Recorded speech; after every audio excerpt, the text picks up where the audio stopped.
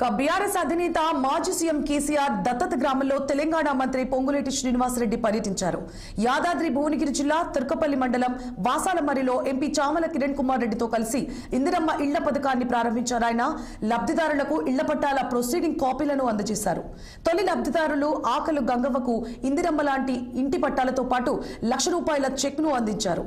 ఈ కార్యక్రమంలో ఎమ్మెల్యే బీర్ల ఐలయ్య పాల్గొన్నారు. అంతకు ముందు వాసలమరి గ్రామానికి వచ్చిన మంత్రి పొంగులేటి ఘన స్వాగతం లభించింది.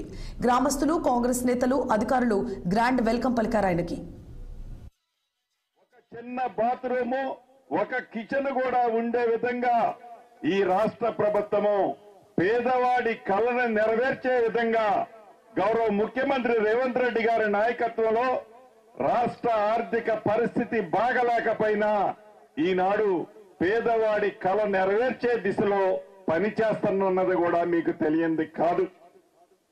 ఇందాక ఐలన్న చెప్పినట్లు ధరణిని తీసుకొచ్చి గ్రామీణ ప్రాంతంలో, పట్టణ ప్రాంతంలో ఆ నలుగురు వ్యక్తులు వారి స్వార్థం కోసం 4 గోడల మధ్య మనందరినీ బంధించి భూములున్న ఆసాముల్ని నిద్రలేని రాత్రుల్లో గడిపించిన ఆనాటి ప్రభుత్వానికి బుద్ధి చెప్పి మీ దీవెనలతో వచ్చిన ఈ ఇందిరమ్మ ప్రభుత్వం భూభారతి 2025 చట్టం ద్వారా ఏ ధరణితో పేదవాడు ఇబ్బంది పడ్డాడో, ఏ ధరణితో భూములున్న ఆసాములు అభద్రతకు లోనయ్యారో వారందరికీ పూర్తి భద్రత కల్పించే విధంగా ఒక అద్భుతమైన చట్టం మీ అందరికీ చుట్టములా ఉండే విధంగా భూభారతి 2025 చట్టాన్ని తీసుకొచ్చి 2 విడతలలో పైలట్ గా వివిధ మండలాల్లో చేసి